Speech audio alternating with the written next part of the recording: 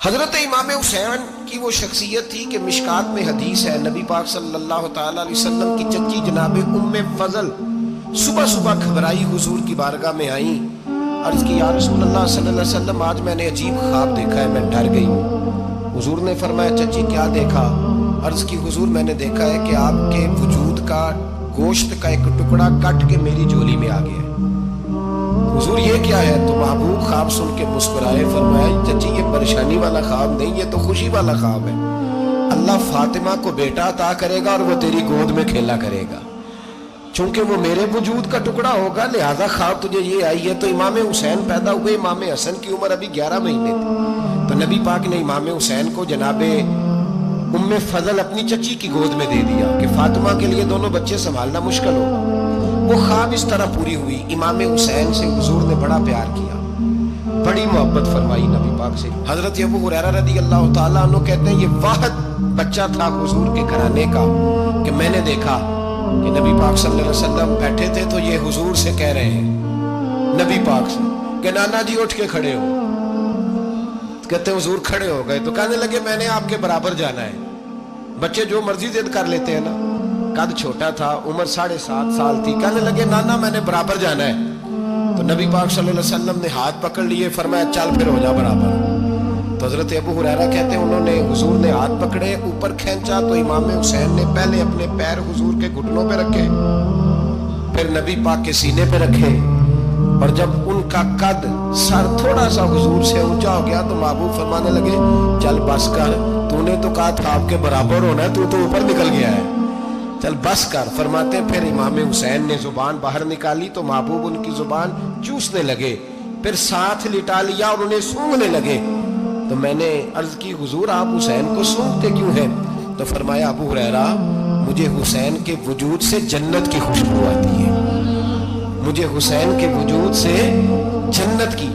ایک دن حضور گزر رہے تھے، اصل اس طرح تھا کہ یہ نبی پاک کا حجرہ تھا، جن لوگوں کو اللہ نے مدینے کی زیارت کرائی ہے وہ جان سکتے ہیں، نبی پاک کا حجرہ تھا تو حضور کے حجرے کی اس جانب یعنی مسجد کی جو بالکل سیدھ ہے اس کی بیک میں سیدہ فاطمہ رہتی تھی۔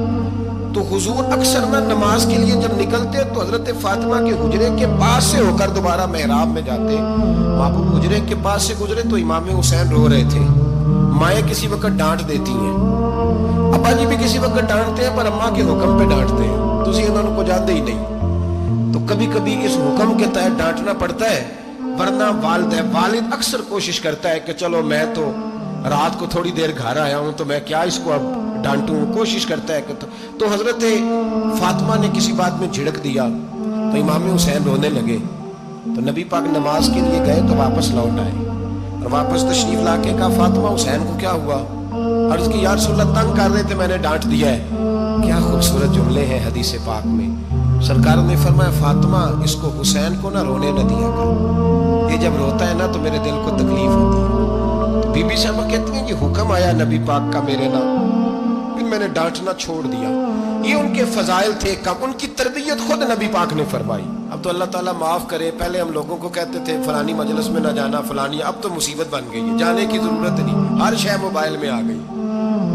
مجھے بھیجتے ہیں کہتے ہیں حضرت صاحب یہ ذرا سننا، یہ ذرا سننا، تو بچوں نے وہ کلپ سنبھال کے یہ مولوی دیکھو کیا کہتا ہے۔ اب آیتیں پڑھی جا رہی ہیں قرآن پاک کی، اتنا ٹکڑا یہاں سے لیتے ہیں، اتنا ٹکڑا یہاں سے لیتے ہیں، اور ملا کے پتہ نہیں کون سا مکسچر بنا رہے ہیں، کسی آیت کا ترجمہ نہیں، کوئی واضح حدیث نہیں، ایسے ہوا ہوگا پھر اس کو اس سے جوڑ لیں تو کیا بنتا ہے، اتنی جمع کر لیں۔ یہ کون سا دین ہے جو توڑ مروڑ کے بیان کر رہے ہیں؟ کون سا مذہب ہے؟ دین تو واضح کھلی کتاب ہے۔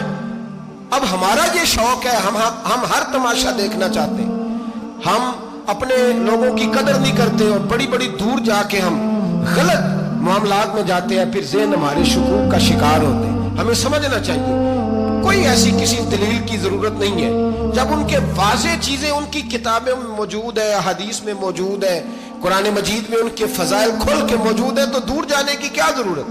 حضور ان کی ٹریننگ کراتے تھے۔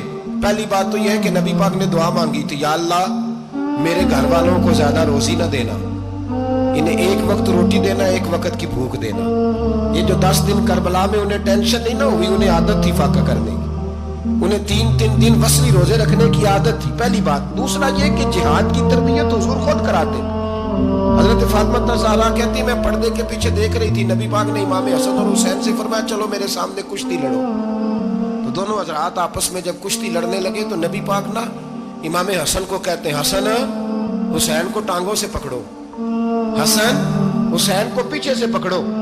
جب نبی پاک بار بار امام حسن کو بتا رہے تھے تو سیدہ پیچھے سے بول پڑی، کہنے لگی یا رسول اللہ آپ چھوٹے کو بتائے، آپ بڑے کو بتا رہے، بڑا تو پہلے 11 مہینے بڑا ہے تو آپ چھوٹے کو بتائے بڑے کو بتا رہے۔ تو فرمایا فاطمہ تو چپ کرنا، جو میں دیکھ رہا ہوں تو نہیں نہ دیکھ رہی، ایک کو میں بتا رہا ہوں دوسرے کو جبریل امین بتا رہے ہیں۔